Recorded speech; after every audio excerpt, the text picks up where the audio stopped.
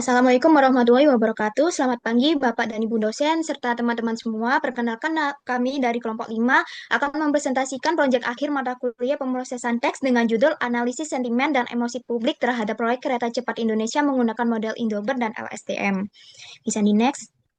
Dengan anggota kelompok dengan saya sendiri Nadia dengan NIM akhir 192, Hana dengan NIM terakhir 066, dengan Rahma kemudian NIM akhirnya 066. Bisa di next. Untuk latar belakangnya sendiri, kenapa kami memilih judul project ini? Karena pada era digital yang sekarang, teknologi informasi dan komunikasi cukup mempermudah masyarakat menyampaikan opini dan emosi mereka melewati berbagai platform media sosial seperti Twitter dan YouTube. Salah satu topik yang ramai dibahas akhir-akhir ini yaitu topik Project Kereta Cepat Indonesia yang menimbulkan beragam reaksi pro dan kontra. Oleh karena itu, penting untuk kita dapat menganalisis sentimen dan emosi publik supaya kita tahu bagaimana pandangan masyarakat terhadap project ini. Next. Tujuan penelitian kami dengan tujuan umumnya menganalisis emosi publik terhadap proyek Kereta Cepat Indonesia atau KCI menggunakan pendekatan NLP dengan model Indobert dan LSTM dengan tujuan khususnya bisa dilihat pada slide. Kemudian ada manfaat penelitian kami. Yang pertama dari sisi akademik, itu untuk mengembangkan ilmu NLP dan data science berbasis bahasa Indonesia, serta bisa menjadi referensi lanjutan untuk analisis opini publik. Kemudian yang kedua secara sosial, penelitian ini membantu menyalurkan opini masyarakat secara konstruktif dan mendorong dialog terbuka antara publik dan pemerintah. Yang ketiga dari sisi praktis, hasil analisis dapat memberikan wawasan bagi pemerintah dan media dalam menyusun strategi komunikasi yang efektif. Dan yang terakhir, secara teknologis, kami menerapkan model AI seperti Endobert dan LSTM untuk analisis opini publik yang mendukung pengambilan keputusan berbasis data. Jadi manfaatnya tidak hanya untuk riset, tapi juga berdampak langsung pada masyarakat dan pemerintah. Bisa di next. Kemudian ada rencana outputnya. Yang pertama, kami akan menghasilkan dataset yang sudah terolah dari hasil scraping YouTube dan Twitter terkait KCC ini. Kemudian yang kedua, kami membangun dua model utama, yaitu LSTM dan Endobert sebagai model utama. Kemudian yang ketiga, kami akan menampilkan hasil analisis sentimen dan emosi publik dalam bentuk visualisasi seperti grafik dan word cloud. Kemudian selanjutnya, kami akan mengevaluasi dan interpretasi model untuk menilai kelebihan dan kekurangan Endobert serta LSTM. Dan yang terakhir, hasil akhir ini akan kami laporkan dalam bentuk laporan lengkap dan presentasi akhir. Untuk diagram alurnya yaitu yang pertama kita perlu mengidentifikasi masalah dan studi literatur. Di sini kita akan menentukan judul proyek yang ingin kita gunakan. Yang kedua yaitu pengumpulan data. Di sini kami mengumpulkan datanya dari YouTube, Twitter. Yang ketiga yaitu di sini kami akan melakukan pembersihan data, scaffolding, tokenizing, dan stopword removal. Yang keempat yaitu kami akan melakukan feature engineering, yaitu kita menggunakan model Indobert. Yang kelima yaitu kita akan melakukan pemodelan dengan menggunakan Indobert dan LSTM. Dan yang terakhir kita akan melakukan evaluasi model dengan berbagai metrik yaitu akurasi, presisi, rekal, dan F1 score.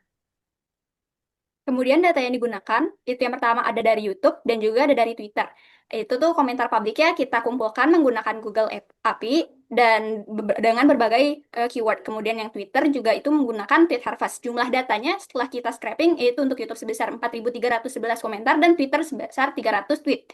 Data yang digunakan itu setelah kita scraping dari YouTube itu dapat dilihat sebagai berikut. Untuk tweet juga dapat kita lihat sebagai berikut. Walaupun yang dipakai mungkin hanya teksnya dan juga ID-nya. Bisa di next.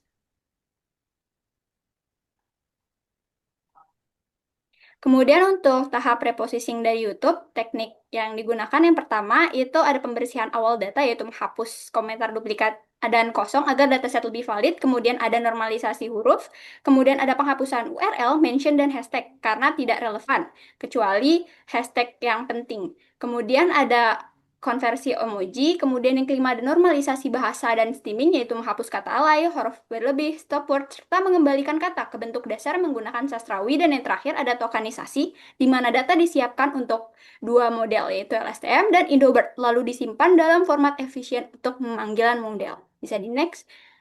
Baik, selanjutnya preprocessing Twitter. Teknik yang digunakan lower casing. Ini mengubah huruf kecil semua. Kemudian hapus URL dan email, menghilangkan tautan promosi atau berita. Kemudian hapus mention dan hashtag. Ini karena tidak relevan dengan opini yang disampaikan. Kemudian hapus tanda baca dan simbol. Ini agar teksnya itu bisa tetap bersih. Kemudian hapus emoji. menjadikan emoji menjadi teks ini agar fokus pada teksnya yang disampaikan. Kemudian reduksi huruf berulang. Kemudian normalisasi slang. Kemudian hapus spasi ganda agar teksnya itu bisa rapi. Sama dengan yang YouTube tadi, yang berbeda edanya dengan Twitternya itu 300 lebih data yang dibersihkan. Kalau yang YouTube ini 3.000 tweet setelah dibersihkan. Bisa di next. Untuk feature engineering-nya sendiri, yaitu yang pertama feature engineering YouTube, yaitu teknik yang digunakan ada encoding, vectorizer, back of word, FIDF, tokenization, word to fact, fast tag, dan label encoding. Untuk YouTube kita menggunakan kurang lebih 3.000 kata unik, dan untuk Twitter kita menggunakan kurang lebih 300 kata unik. Next. Dalam penelitian ini kami juga mengacu beberapa referensi dari jurnal nasional yang relevan. Berikut merupakan referensinya. Referensi-referensi ini membantu kami dalam menyusun kerangka penelitian dan menentukan pendekatan terbaik dalam menganalisis data yang akan kami kerjakan. Bisa di next. Baik, sekian dari presentasi kami. Mohon maaf jika ada kesalahan kata. Wassalamualaikum warahmatullahi wabarakatuh.